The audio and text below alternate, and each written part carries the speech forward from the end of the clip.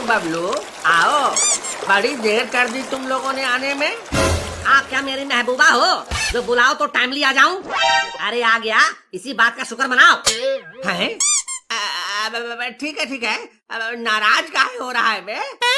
वैसे सर, ऐसी खतरनाक बाढ़ के समय क्लास लेने का विचार आपको किस नीच और घटिया इंसान ने दिया है? ये कैसी बातें कर रहा है बे?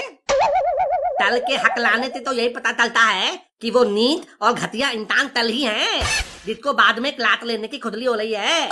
क्यों तल, सही कहा ना मैंने? हाँ हाँ, तुम लोगों का क्लास लेने का विचार तो मेरा ही था।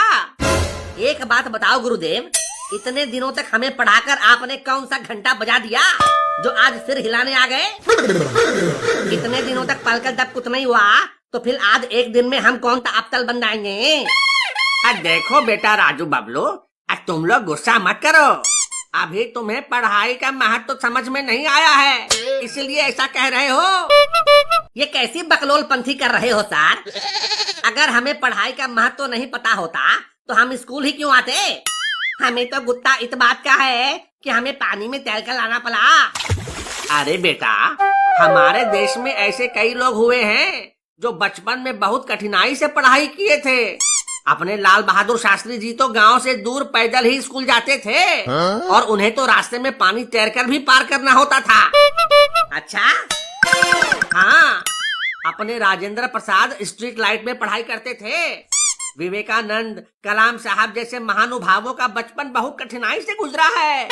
अत्ता, जिसने भी इतिहास में कुछ बड़ा किया है उसने मुश्किलों का सामना डटकर किया है। सर, आप भी लाइफ में कुछ बड़ा करना चाहते होगे? हाँ हाँ, मैं भी चाहता हूँ कुछ बड़ा करूँ। इसीलिए तो आज जब देखा कि हर जगह पानी भरा है तो भी मैं नाव पर पढ़ाने आ गया। नाव पर सवार होकर तो आ गए, लेकिन पीछे छेद वेद तो चेक कर लिए हो ना सर? ये क्या बकवास कर रहा है बे? मैं नाव के छेद की बात कर रहा हूँ, उस छेद की नहीं जो आप समझ रहे हो। वो तो सबको रहता ही है, वरना जो ऊपर से ठूंसते हैं वो निकलेगा किधर से? हाँ हाँ, सब चेक कर लिया है। पिछली बार तो साला अधजले मुर्दे पर बैठकर आ गया था मैं। और मैंने और लादू ने आपको पानी में खूब डुबाया था, याद है ना तल? खूब याद है। साला ऐसा जुकाम हुआ कि 2 हफ्ते तक बुखार नहीं उतरा। लाली मैडम तो कोरोना समझकर 2 महीने तक पास ही नहीं आई। इसीलिए तो मैंने पूछा, क्या पता नाव में छेद हो और आप हमें पढ़ाते पढ़ाते जल में विसर्जित हो जाओ। यहाँ पानी भी बहुत ज्यादा है। चल अपनी बकवास बंद कर। जैसी अकल वैसी सवारी। देखो, लड्डू भी कितनी लगन से पढ़ने आया है। सर, मुझे तो घर वाले सोने नहीं दे रहे थे, इसीलिए चला आया। वैसे इस तरह टायर पर सोने में बहुत आराम मिलता है। देख रहे हो सर, क्लासरूम में जो बच्चे शांति से पढ़ने आते थे उनमें से आज एक भी नहीं आया है। ये देखो, शीला तो आई हुई है। अरे सर, शीला पढ़ने थोड़े ही आती है, ये तो मुझसे लड़ने आती है। शीला तुमसे लड़ने आती है? लेकिन क्यों? क्योंकि लड़ने से प्यार गहरा होता है। क्यों शीला, सही कहा ना मैंने? ओए टिंडे, अपनी औकात में रहा कर, वरना पानी में गोद कर सिले हुए बतासे जैसा हाल कर दूंगी। देख रहे हो सर, हमारे प्यार की गहराई, इसीलिए ही तो हम स्कूल आते हैं। नहीं सर, मैं तो पढ़ने आती हूँ। यही है जो आवारागर्दी और बकैती करने स्कूल आता है। क्या करूँ शीला, स्कूल तो मैं भी आता हूँ पढ़ाई करने। स्कूल तो मैं भी आता हूँ पढ़ाई करने, लेकिन तुम्हें देखकर शरारत हो ही जाती है। अपनी हरकतों से बाज आ जाओ, वरना आज इसी पानी में डुबा डुबा कर मारूंगी। मैं तो पहले ही तुम्हारे प्यार में डूब चुका हूँ, अब और कितना डुबाओगी मेरी जान? देखो, खाली तुमसे मिलने के लिए मैं इस भरी बाढ़ में भैंस पर चढ़कर आया हूँ। तुम भैंस के लायक ही हो, आगे चलकर भैंसी को चराना है तुम्हें। ओए हो शीला रानी, तुम्हें मेरे भविष्य की इतनी फिक्र हो रही है? क्या बात है, मर जावा गुड़ खा के।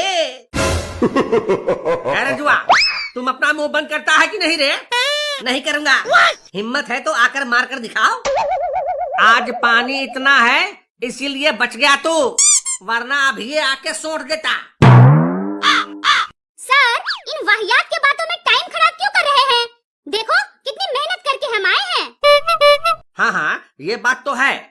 वैसे शीला बेटी, तुम कैसे आई?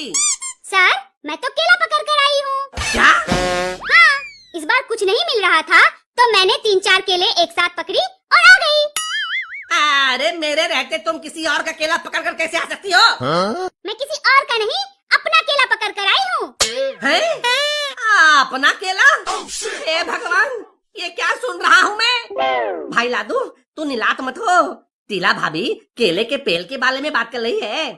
हाँ, मैं तो केले के पेड़ की बात कर रही हूँ जिस पर अभी बैठी हुई हूँ। अच्छा अच्छा, ये केला? मैं तो कुछ और ही समझ रहा था। वही कहूँ कि जिस पेड़ में लटका था पपीता, उसमें केला कैसे निकल आया? खैर छोड़ो इन सब बातों को। जब आ गए हैं तो कुछ पढ़ाई की बातें कर ले। हाँ सर। चल बे राजू, इस पहेली का मतलब बता। सावन भादो खूब चलत है, माघ पूस में थोड़ी, अमीर खुसरो यूं कहे तू बूझ पहेली मोरी। सावन भादो माघ पूस, क्या होगा इसका मतलब? बबलू, तुझे पता है? नहीं भाई, अब मुझे भी नहीं पता। दोनों में से किसी को नहीं पता। तुम दोनों का जीवन ही व्यर्थ है।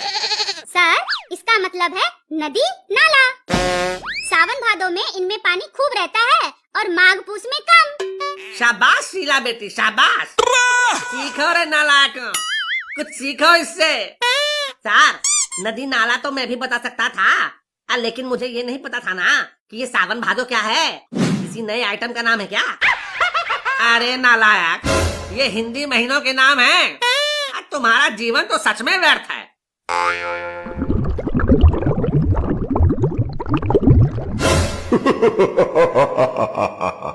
अरे लादू, तल का नाव धीरे धीरे नीचे क्यों डाल रहा है? अरे सर, आपके नाव में तो छेद निकला, उसमें पानी भर रहा है। भाई तो सच में नाव में पानी भर रहा है।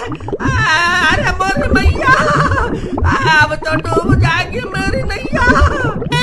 अरे मुंह क्या देख रहे हो सर? छलांग लगाओ और आकर बैठ जाओ हमारी भैंस पर। अरे मुझे तैरना नहीं आता, अब क्या करूं मैं? क्या तैरना नहीं आता है? नहीं। तब तो आपका जीवन सच में व्यर्थ है। बचाओ,